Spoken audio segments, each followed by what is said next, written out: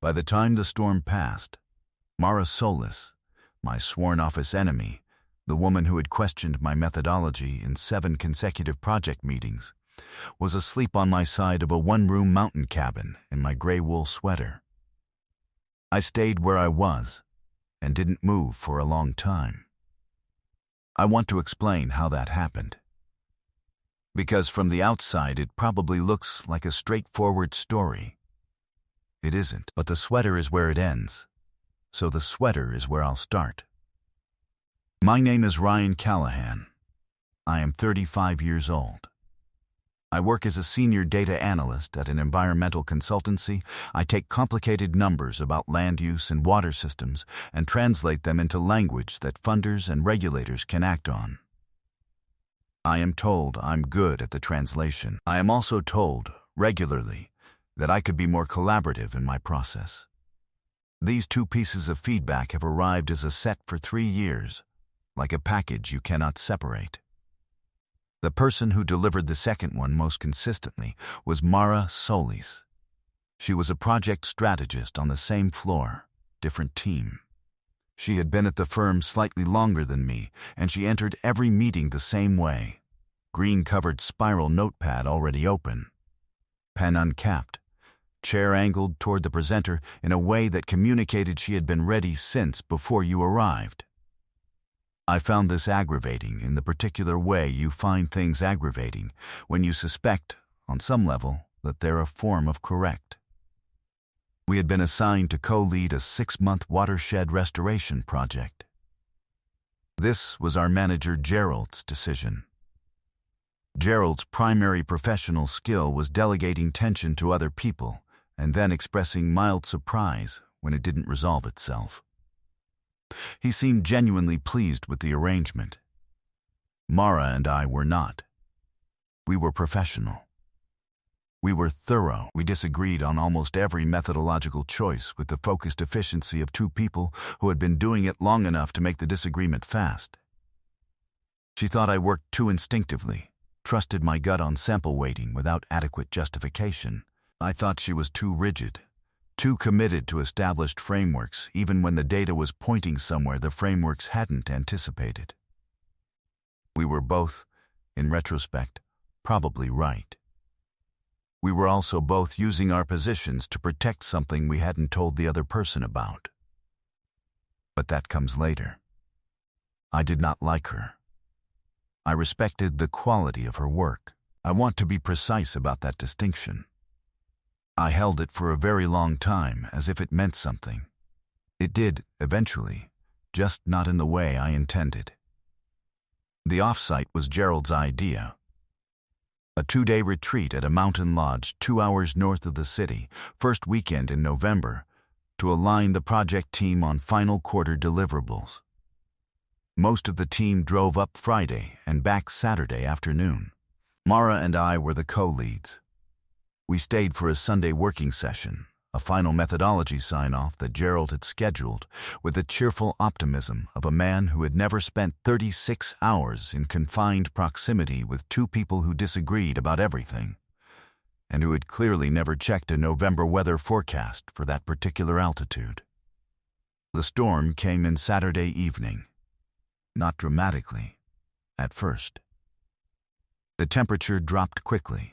The sky went flat gray-white, and by 7 o'clock the first snow was coming down sideways. By 8:30 the road back to the highway was closed. By 9 the lodge manager knocked and told us, very apologetically, that the main accommodation block was locked up for the weekend, and the only heated space available overnight was the small annex cabin at the back of the property.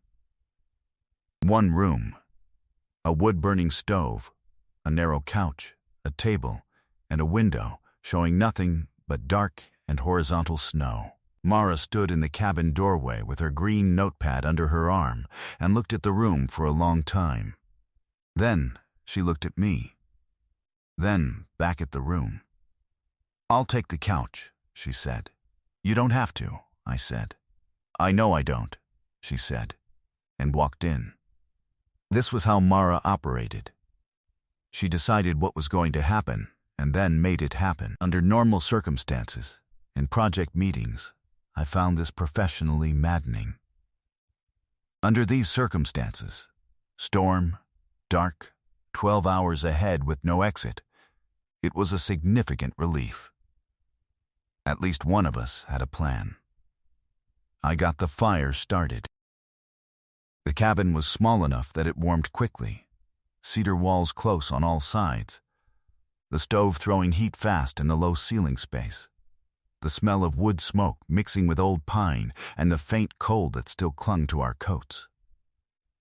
Mara sat at the table with her laptop. I sat at the other end of the couch with mine. We worked in the silence that develops between two people who have spent months in productive conflict and have temporarily exhausted the agenda.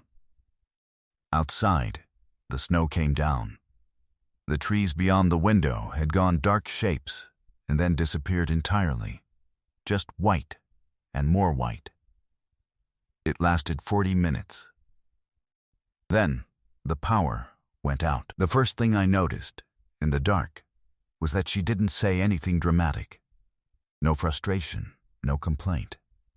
Just the sound of her closing her laptop, and then a single long breath, and then the light from her phone as she found a small torch in her bag. She swept it across the room once, efficient, unhurried, and then said, "There's a camp stove under the sink. I saw it on the way in. Do you want tea?" I did not know she packed a camping kit when she traveled. I did not know she noticed what was under the sink. I did not know she drank tea at 10 o'clock at night. I told myself this was just new information. That it was a long night and I was filing details. That was all. That is hiding with better branding. The truth, if I am being honest about the order of events, is that something shifted in that first hour after the power went out. Not dramatically, nothing announced itself. But somewhere between watching her find the torch and watching her light the camp stove, I noticed that the person I had constructed in my head, the adversary, the inflexible one, the professional obstacle with the notepad, did not match the person moving competently around a dark cabin in the middle of a November storm like it was simply the next thing to handle. I had been in the same room as Mara Solis for 6 months, and I had been paying attention to exactly the wrong things. I told myself this was just a function of context, that anyone would seem different by firelight in a power cut, that the observation did not require action or revision of any existing position. I was very good at that kind of argument. It would not, as it turned out, survive the evening. We drank tea by the fire. The storm outside had settled into something steadier, the kind that doesn't announce itself anymore, just commits. The lodge had gone fully dark. We were, by all appearances, the only people still here. She talked first. I don't know if she intended to. She had been looking at the fire for a long time, her cup in both hands. And then she said, "My first job out of grad school, my manager reassigned my lead methodology on a major project to a colleague 2 months before delivery. Didn't tell me. I found out in the final presentation when someone credited him for the framework." She looked at her cup. "After that, I document everything. I show my working in the room, in real time, before someone else can reframe it." She paused. "I know it reads as inflexibility. It isn't." I looked at her across the firelight. I thought about 7 consecutive project meetings, about the green notepad always open, every decision recorded as it happened. I had read it as control. It wasn't control. It was evidence. She had learned to build a paper trail in the room so nothing could be taken from her later. That hit harder than I expected. I said, "I once trusted my instinct on a major sample weighting and was wrong by a margin that cost the client 8 months. Nobody called it out publicly. I just filed it and kept going." A pause. "After that, I was very attached to my own process. I know it reads as arrogance. It isn't." She looked at me for a moment. "Isn't it?" she said. The corner of her mouth moved. I have poor survival instincts around women who catch me out precisely. We talked for another hour after that, not about work, or not entirely. The conversation moved the way conversations move late at night in small warm spaces, with a storm outside. Without agenda, without the performance of professionally acceptable topics. She told me she'd almost left the firm 18 months ago, had interviewed somewhere else, had turned it down for a reason she described as unclear at the time. I told her about the Hendricks Project error, more than I had told anyone, the full version. The conversation I'd had with myself at 2 a.m. in an empty car park afterward. She listened to all of it, without filling the pauses. At one point she said, "You explain things like you assume the other person is capable of keeping up." I said, "Isn't that the assumption?" She looked at the fire. "In my experience, it isn't the default." That got the smallest real smile from me. She didn't see it. An hour later, she was asleep. Not dramatically. She had moved to the couch at some point and leaned against the arm, her green notepad open on the cushion beside her, and gone quiet. I was still awake, watching the fire work its way down. At some point, the notepad had tilted sideways and fallen open to a page. It was a list. Her handwriting, smaller than her usual meeting notes.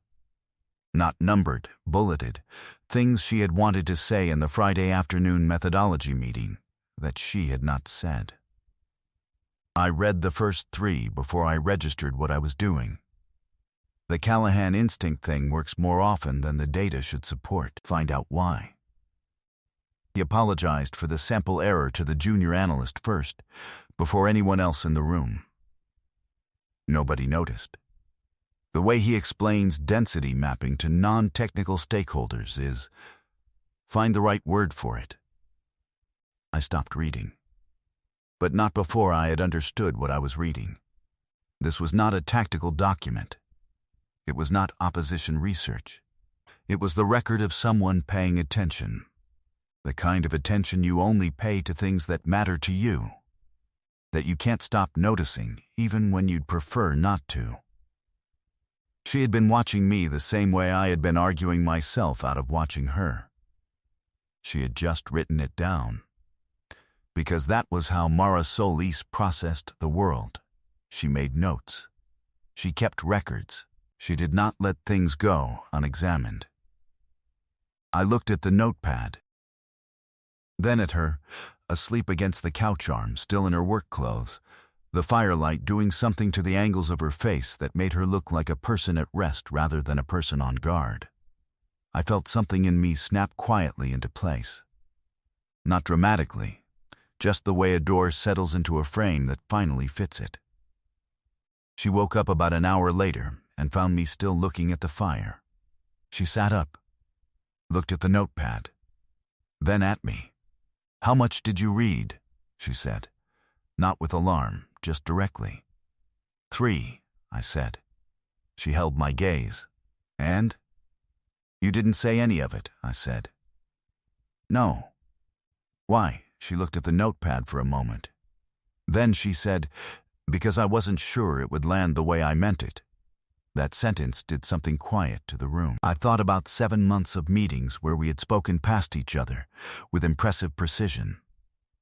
I thought about the list on the notepad, not a tactical document. Something private. The thing she'd been thinking between all the things she'd said. She was cold. I could see it. Knees pulled up, hands still around the long empty cup, her shoulders drawn in slightly against the chill. The fire had burned low. I got up to add more wood. The exertion warmed me quickly. I crouched at the grate, adjusted the logs, got the draft working again.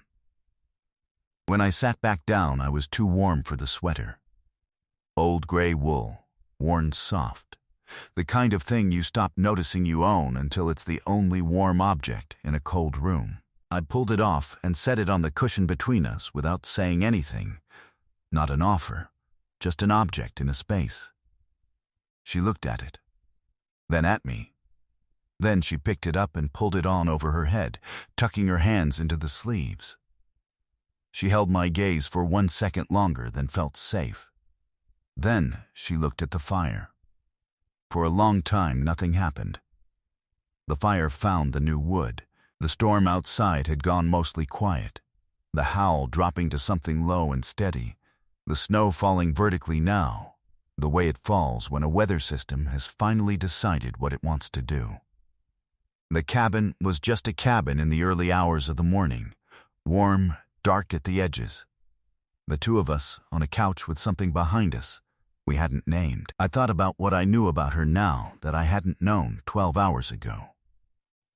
The first job, the methodology taken without credit, the 19 newsletters, the reason she'd nearly left, the way she'd made tea without making it into an event, the list in her green notebook, not professional, private, the things she'd been thinking behind all the things she'd said out loud in 7 months of meetings. I thought, I have been in the same room as this person for 6 months, and I did not know what she was. I thought, I think I know now. I think I've known for longer than tonight, and I just wasn't paying attention to the right evidence. She spoke without looking at me. I think I have been difficult to work with on purpose, she said. Not specifically to you, just as a general method. It became a habit after the first job, and I stopped checking whether it was still necessary. A pause. The fire made its sound. She watched it. The thing is, she said, difficult and thorough look exactly the same from the outside. I used that. For a long time it was useful, and then, at some point, it became something else, and I didn't notice when that happened. She turned then, looked at me directly. I'm aware it looks like I simply don't like you, she said. I know the feeling, I said. It's not that, she said. I know, I said. She looked at me for a moment. The direct, specific look she always had, the one that felt like a measurement rather than a greeting. Then she looked down at the sweater, at her own hands inside it, the cuffs folded once at the wrist. I wrote that thing about your sample waiting because I wanted to understand how you do it, she said quietly. Not to use it against you. I wanted to know. I said, you could have asked me. I know. A pause. I didn't know how to ask yet. Not in a way that didn't sound like a challenge. Something in my chest shifted. Not dramatically. Just enough. The kind of shift that you understand once it is settled had been on its way for a long time. I said, you don't have to know how to ask yet. I've got time. She went very still. Not dramatically, just still. Then she laughed, just once, briefly, through her nose, and it came out like a woman who had been holding something under significant internal pressure and had finally found a small exit for it. I reached out and put my hand over hers where it rested on the cushion. Carefully, a question, not a conclusion. A pause in the middle of a sentence to see if the sentence should continue. She didn't move her hand. Long enough that it stopped being a question. We did not put a name to it. Not that night. Some things are better assembled slowly, without too much direct light on them early. We sat by the fire until the storm finished. The sky outside went the specific gray-blue of very early morning, that color that doesn't last, that arrives for 20 minutes between dark and actual daylight, and then disappears before most people are awake to see it. She fell asleep again, still in the sweater, her head at an angle against the couch cushion, and the green notepad resting closed on the floor where she'd put it. I put the last log on. I stayed awake. By sunrise, she was in my sweater, and I was watching the morning come in through the fogged window, and I was, for the first time in a long time, not waiting for anything at all. In the car on the way back, she corrected a phrasing in the methodology document on her laptop, and then said, without looking up, "You should have final say on the sample weighting section. You understand it better than I do." I said, "You should have final say on the framework architecture. Same reason." She looked at me. "Gerald is going to be insufferable about this." "Gerald," I said, "is going to notice nothing until week 3 when the work is ahead of schedule, and he'll take the credit for pairing us. He'll tell the story at the next all hands. It will be a good story. None of it will be accurate." She laughed once, brief, real. Nothing had been announced. Nothing needed to be yet. The drive took 2 hours. We talked the whole way. It was the first 2-hour conversation we'd had that had nothing to do with deliverables, and somewhere in it I realized that I had been looking forward to talking to her for months and calling it something else. 6 weeks after the cabin, she came to my desk with her green notepad and a question about a methodology decision and stayed for an hour. When she left, my colleague Priya looked at me from across the open plan office and said nothing. She didn't need to. She had the expression of someone who had been watching a slow-moving situation resolve itself and was choosing, out of kindness, not to narrate it. I appreciated the kindness. I did not dispute the accuracy of her read. 4 months after that, a new green spiral notepad appeared on my desk one morning with no note attached. Same brand as hers, same color. She had bought me one. She didn't explain it. I didn't ask. I started using it. I still use it. I have poor survival instincts around that kind of gesture, and I have stopped trying to develop better ones. 2 years later, when people ask how we went from sworn office enemies to the correct word for what we are now, Mara says, "We got stuck in a storm and ran out of things to argue about." I say, "She put on my sweater, and I didn't ask for it back." Gerald once told us, in a team meeting, that he had always known we'd work well together. He seemed very pleased with himself. We let him have it. He did, in his way, put us in the same room. He got one thing right. That's a better average than some people manage.